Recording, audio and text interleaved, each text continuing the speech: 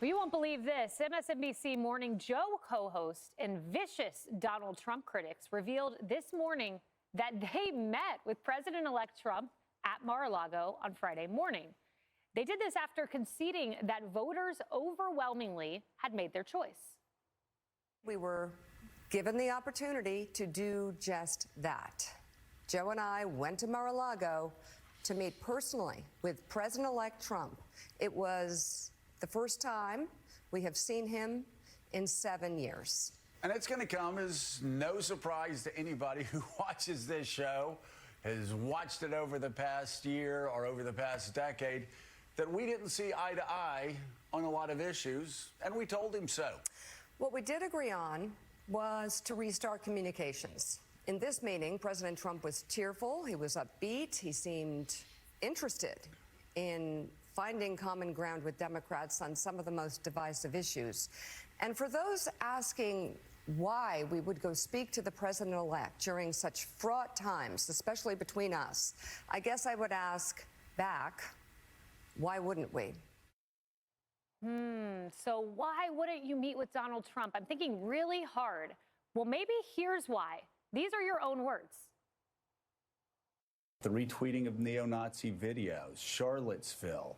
I mean, I could go on and on. What he said about majority black countries. That is tearing more at the fabric of America than attacks on the Twin Towers did. We rebuilt from that. We became stronger because of that.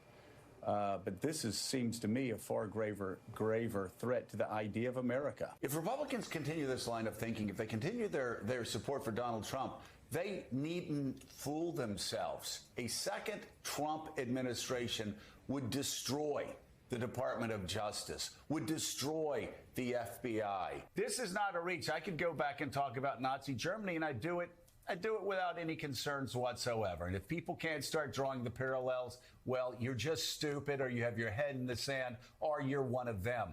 When you look at a Republican nominee, a potential Republican nominee that's talking about terminating the Constitution, he said, terminate the Constitution, arrest political opponents using the Justice Department, assassinate generals that weren't sufficiently politically loyal to him, saying that he was going to take the FCC and bring it in to the White House, and he would decide what networks were on and what networks were not on.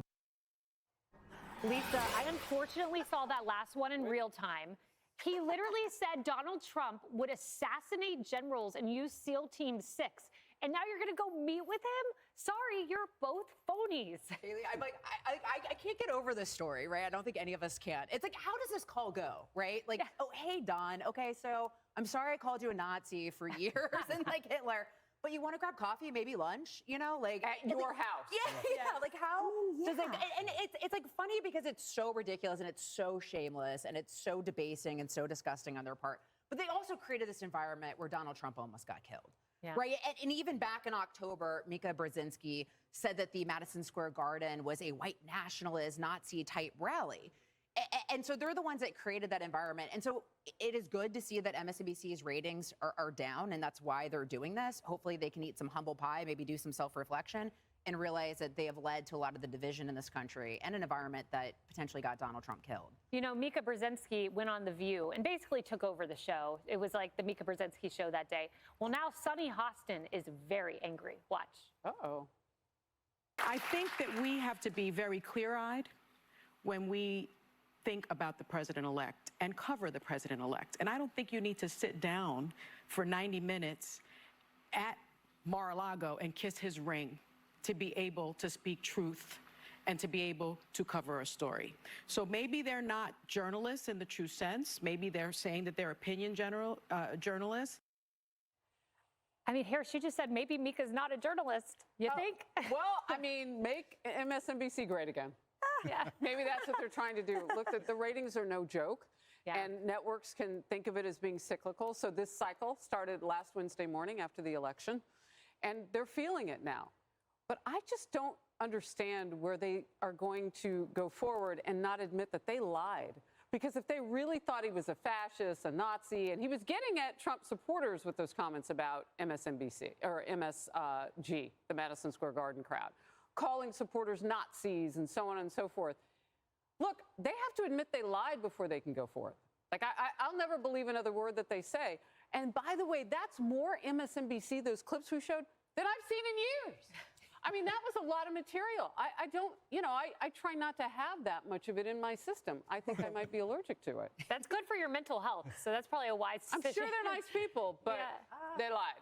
John, you know, the fact that Trump took this meeting, Brooke Singman at Fox News Digital reached out, got some comments from him, and I found them to be fascinating. So for someone who's a fascist and all of these things, he said, I'm not looking for retribution, grandstanding, or to destroy people who treated me unfairly.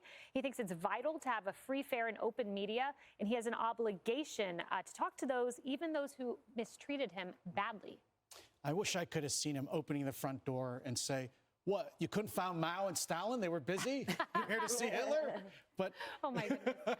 But no, I can't believe he let people in his house. Think about if people were calling you Hitler or Stalin or Mao, and they wanted to come over and have coffee. Would you actually let them in your house? So I actually think Trump is being quite magnanimous, totally contrary to the image that the left built of him. One thing about the ratings, Harris, I think by showing these clips, you have quadrupled the MSNBC ratings by showing them on Fox News. Well, look, if they can talk neutrally and bring the country together, that would be a good thing. Yeah. I just don't know. This feels self-serving, but maybe they'll prove differently. Emily, I don't know. I'm sorry, I don't think this is a new leaf. I remember the New York Times apologizing in 2016. There was no new leaf. This isn't a new leaf. This is a ploy to try to get an interview and ratings.